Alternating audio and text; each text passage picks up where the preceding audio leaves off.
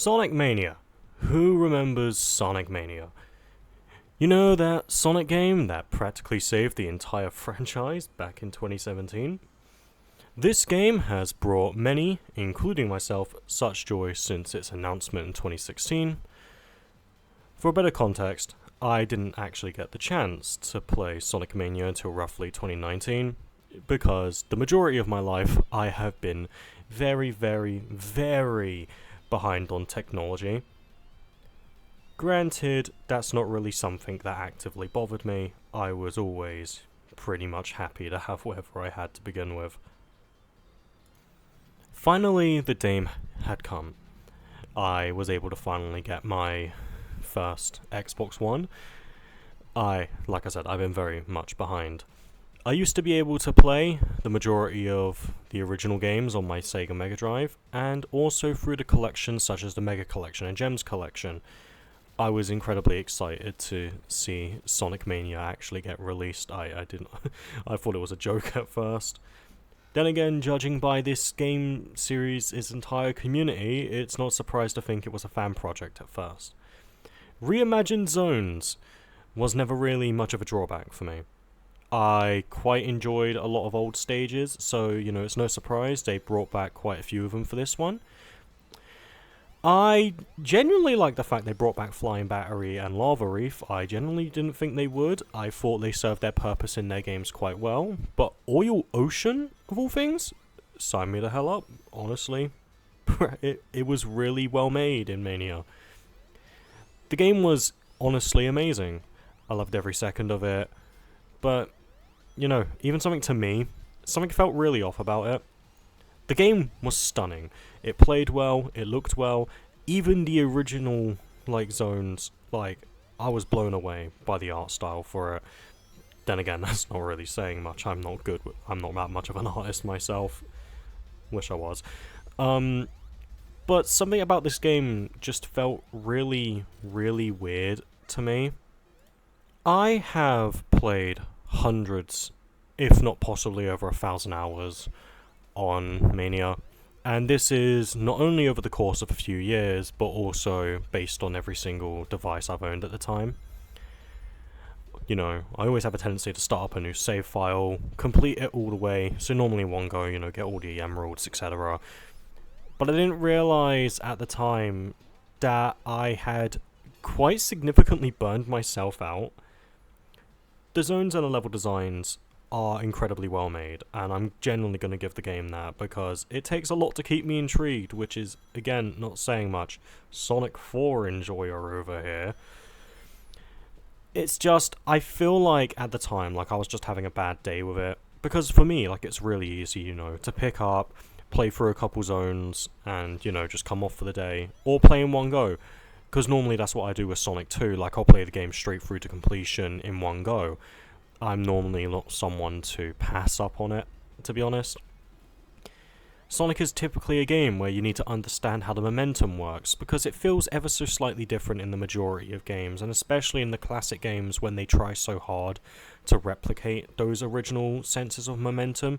It doesn't always work significantly well, which is why I'm glad with Mania they did it really good.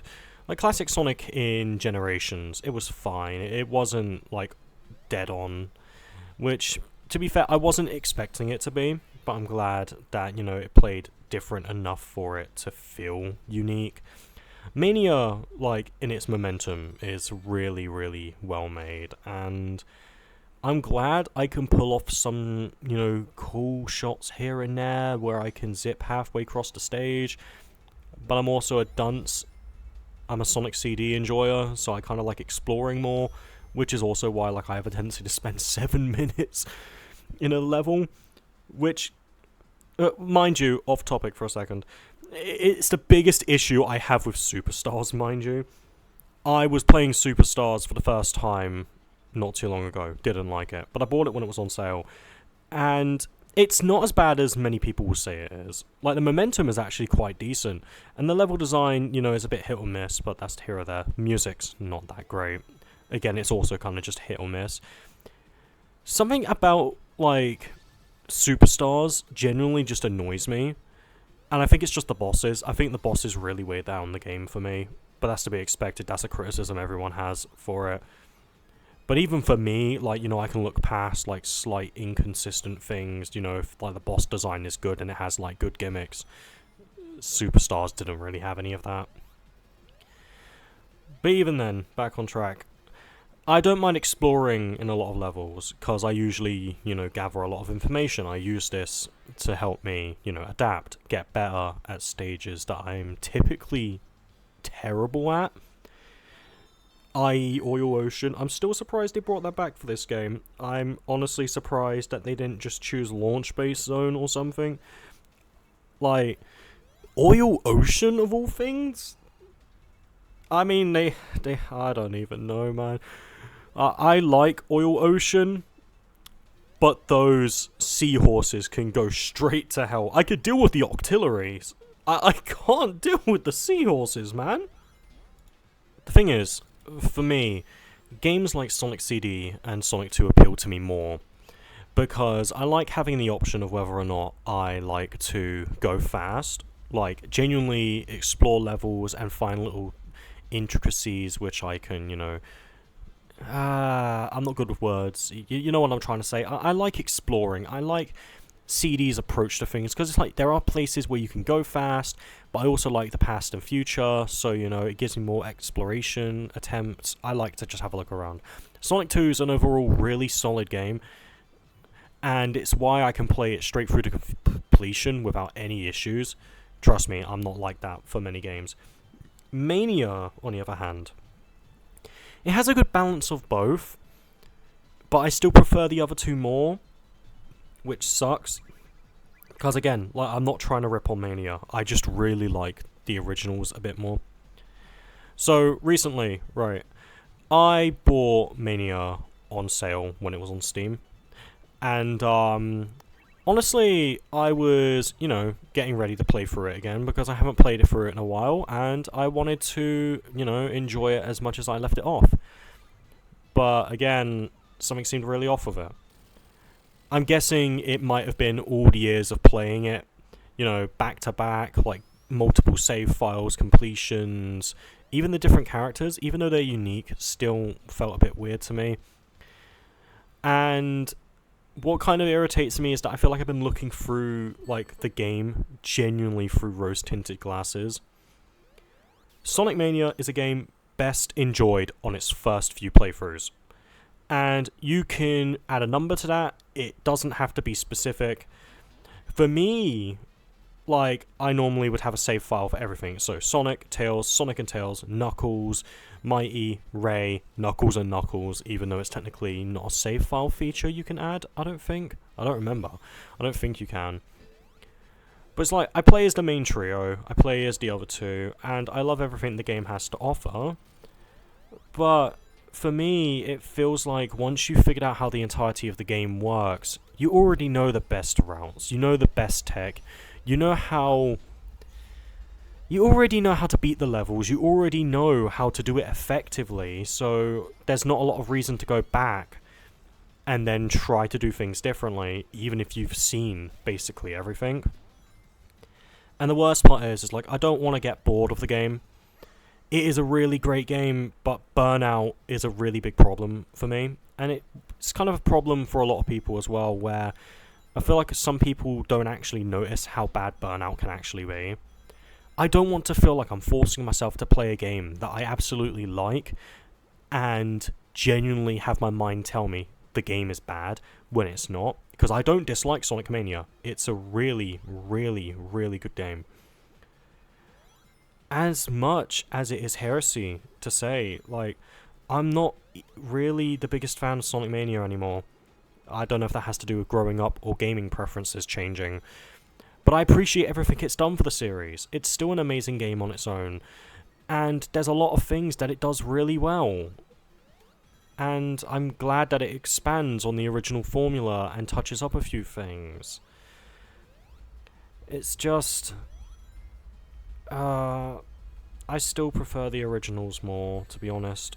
As much as I'll continue to love Mania, as much as a great game as it is. But as it stands, Mania is stuck with Superstars for me. Yes, I hate that I have to say that.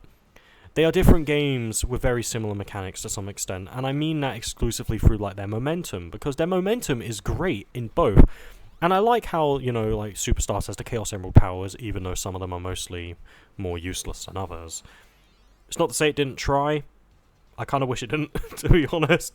Yeah, you remember seeing that, like, post going back a while ago about how they were talking about how the cancelled, like, Mania sequel and that, and how it had, like, a 2.5D art style and shit.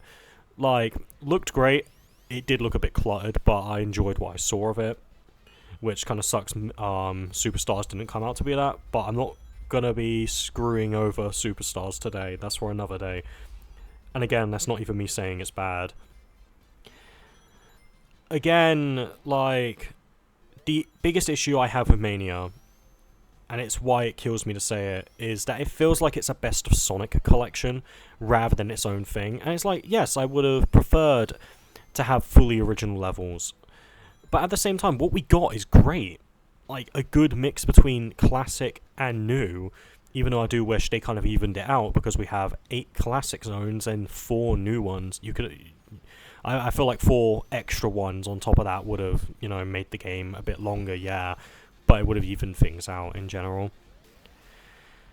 I've played these levels to death, and it generally feels like it clouds my judgment a lot, especially to some extent. Still love Flying Battery and Lava Reef, though. They are really, really good. Even though Lava Reef is really slow, but it's always been really slow. If I could go back and play Mania again with no recollection of me ever actually playing it or even understanding what it's like, I honestly would. And I feel like there's not many games I could realistically say that for. Sonic Mania is one of the best Sonic games in years. Granted, that's not saying much. And as of next year, it will have its 10th anniversary. Mania deserves all the praise and its dues, because it's honestly an amazing game. It really does deserve it. Although I don't believe it's one of the greatest Sonic games ever made, it's surely up there, because to an extent, like, as much as it's nostalgia bias, etc., you can't always beat the originals, and it's why I feel like those games hold a more special place to me than Mania, because as much as an amazing game Mania is, I do wish it was its own thing. I wish it had more original zones and levels, but that's to be expected. Like, it's not even that expensive either. Like, it's standing at a sharp $15.99, and it typically goes on sale as well for just under £4. And it's genuinely one of the best experiences I've had in a while, especially for that price tag. If you're trying to get into Sonic or platformers, or have an already existing enjoyment for the series, I'd recommend starting here, or if you already have it, just give it another chance. This game deserves to be remembered as one of the great Sonic games. Again, that's not saying much. So please give it a chance, or then again, give it another chance. You never know, you might honestly become a fan for life. Anyway, thank you for coming to my nonsensical talk on an extraordinary game. My name is Scarlett, and thank you for stopping by.